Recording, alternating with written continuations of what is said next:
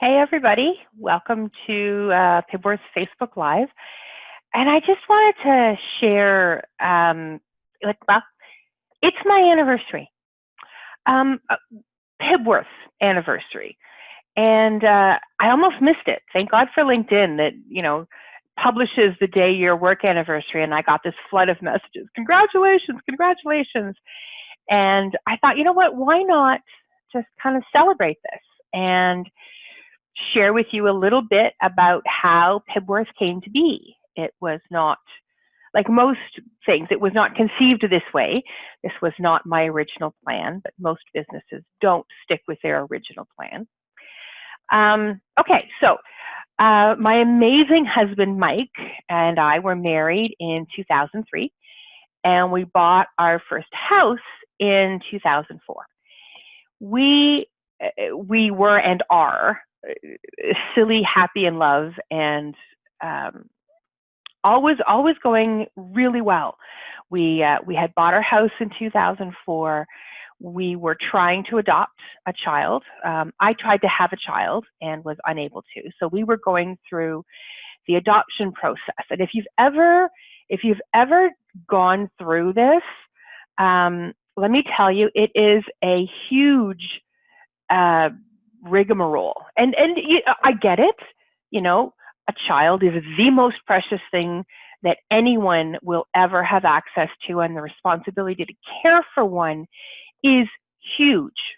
So I got it, but I was still surprised at the legal requirements and the interviews and the proof and all of the things that had to happen in order to become an adoptive parent. And one of the things that I thought would be more attractive, did you know birth mothers have the opportunity to choose who their child goes to? And there's actually kind of an application process. We created this huge animated presentation that included information about me, about my husband, about our family life, our home life, our dog, Harley, about exactly what kind of environment this child would be brought into. We talked about our parents and went into their history and it's this huge thing. But anyway, one of the things that I thought might make me as a mom more attractive to a birth mother would be to stay home. I'm like, I don't know how that would happen, but we, like I said, we had bought our first house in 2004, and Mike works in the IT industry, and if you know anyone who works in that, you'll know that it is an incredibly volatile industry. Company A bought Company B, and Company A, 90% of the workforce was let go that day because they wanted all of their own people in. So it was the day before Valentine's Day in 2007 that my husband came home with all of his belongings in a box through no fault of his own. And I looked to him and I said, "It's okay, honey. We will absolutely be fine. I've been nominated for Employee of the Year at my work. We're going to be okay." And 1 week later, I came home with all of my belongings in a box because the company I'd been working for had lost a major client. And as a knee-jerk cost-cutting reaction, my boss actually decided to fire me and hire his wife. I would be lying if I said that I wasn't secretly glad when he had to fire her shortly afterwards. But anyway, it's a whole other thing. But so I came home with all of my belongings in a box. We have our first mortgage. We're only 2 years into it, and we went from 2 incomes to no income. That was a little bit scary, and it was scary, but it was also beautiful because I felt this just overwhelming sense of peace descend on me. I had like maybe 5 minutes of panic. And then I just felt this feeling just start at my head and move down, just this peace and contentment. And I looked up and I said, okay, God, what you got? Because I knew that he doesn't leave us in our distress, that he is in charge, he has a plan, and he always has. So I didn't know what that plan was, but I knew we would be okay. So as I mentioned, we're trying to adopt, and I'm like, I am not going back to the city. I had been working at Mount Pleasant and Mount Pleasant and Bayview area, and we had just left there, and I had now been working in Newmark, but it was still a commute. And I'm like, I want to be attractive. I need to be attracted to a birth mom, so I'm going to find something local. Well, that didn't work. Well, it did. So what I did, as a marketer, I hate to admit this right now, but I actually spammed the entire Barrie Chamber of Commerce, and I scraped their email addresses from the Chamber of Commerce website, and I put together this proposal, including my resume, of all of the things that I was really good at, and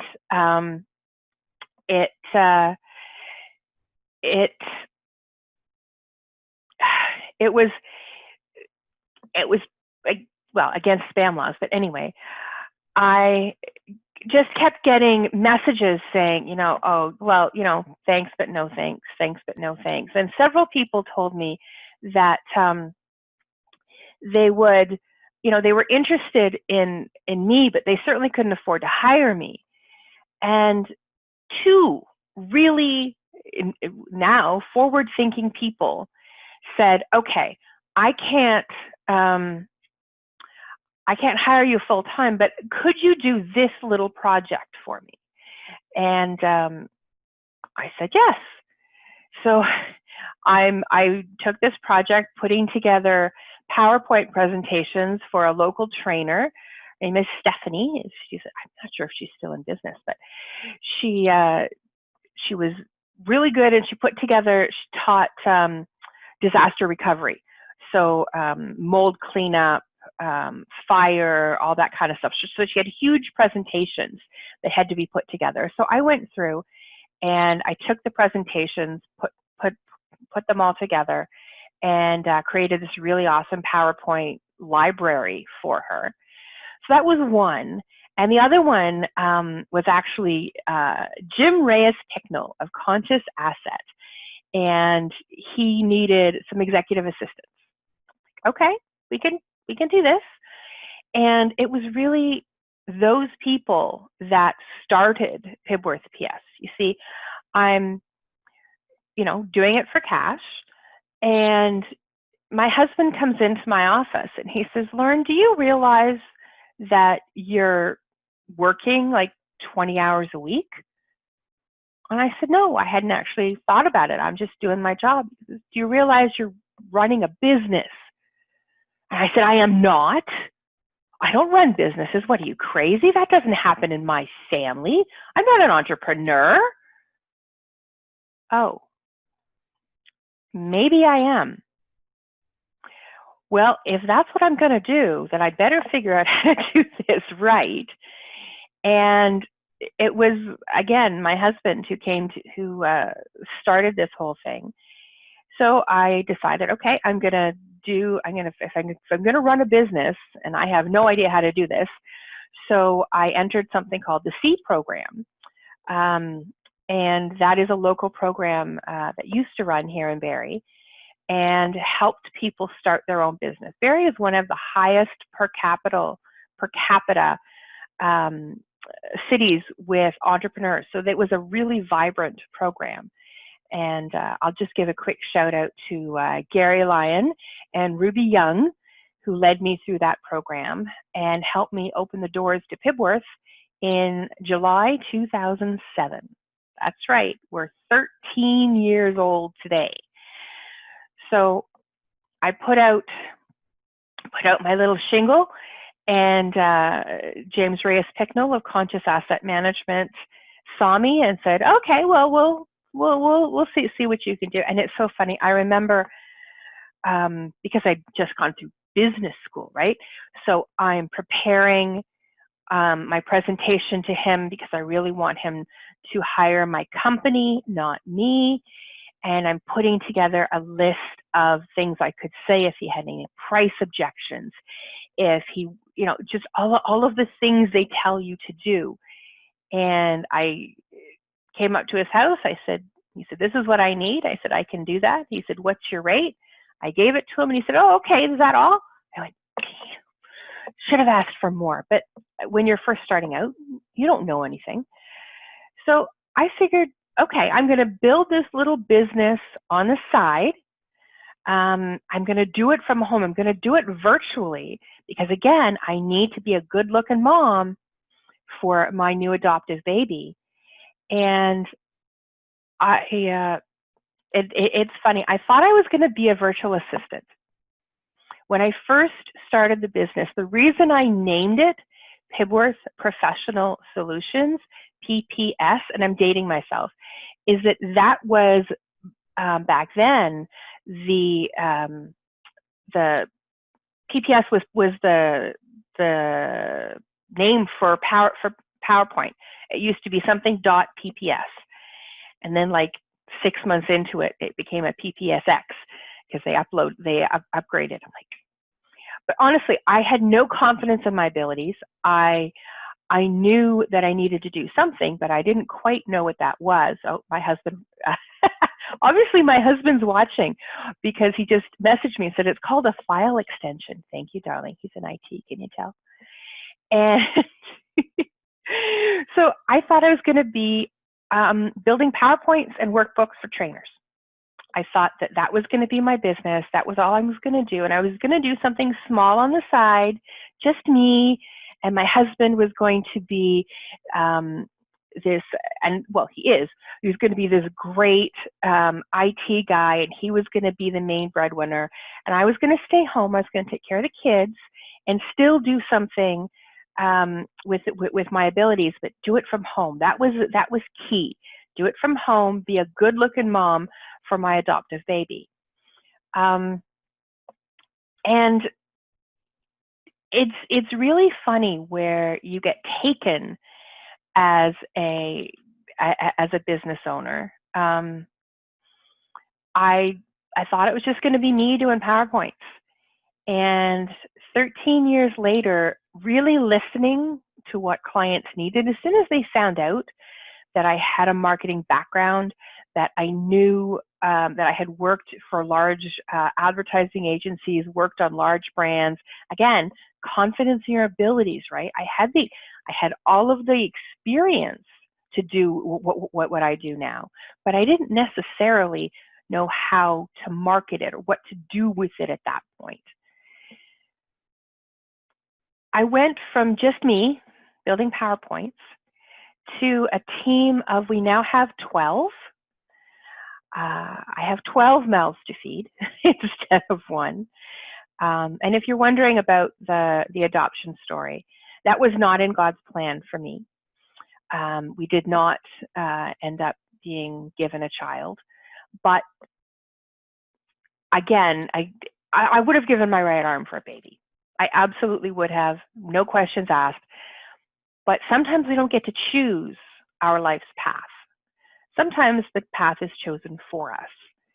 And 13 years later, I think one of the main things that I love about being in business is I don't necessarily mother my child, but the key driving factor behind PibworthPS is smarter marketing for professional speakers delivered with care. I have had 100 people over the last 13 years, 100 adults that are giving birth to businesses or raising businesses that I've had the opportunity to mother. I've had the opportunity to pour my empathy and my care and my support and my love into those people, into those businesses, and ultimately into my own, the impact that I've been able to have through others and through how we support others has been amazing. And well, yes, I would potentially still have given my right arm for a child. Although I'm over 50 now, so I no thank you. But I just wanted to celebrate these 13 years and give you an idea of how I started, how I ended up where I am, and just to say thank you. Thank you to everyone who has supported Pibworth over the years, who continues to be a part of it. I have team members. Kaylee's been with me for more than 10 years. Julie's been with me, I think, for 7 is the last time we counted. My team members are the lifeblood of what I do, and I love them. I have clients who've been with me, I think a lot of strewing of HR career transition and lasting solutions coaching is my not oldest, but my longest standing client. She's been with me since I think year 2. So she's been with me for 11 years as my client, on and off doing stuff for her. Martin Buckland has been with me for a long time. Big shout out to him too. And my family at CAPS, the Canadian Association of Professional Speakers. It's a fantastic association if you are a professional speaker, where you can, learn about the speaking business, grow your own business, share tips and tricks and learn about each other, and actually find a place where the people get you. It's the belonging piece. How many of you speakers think, people, you tell them what you do, and like, really? They pay you money to just talk? They don't get it. So having people who get it, working with, being a member of CAPS, working with someone who has been working with speakers for 13 years. And speakers was my target market from the very moment I opened my doors. So rambling, thank you for sticking with me all these years. And I adore you. And here's to Pibworth. May we have another awesome 13 years. Have a great day, everybody.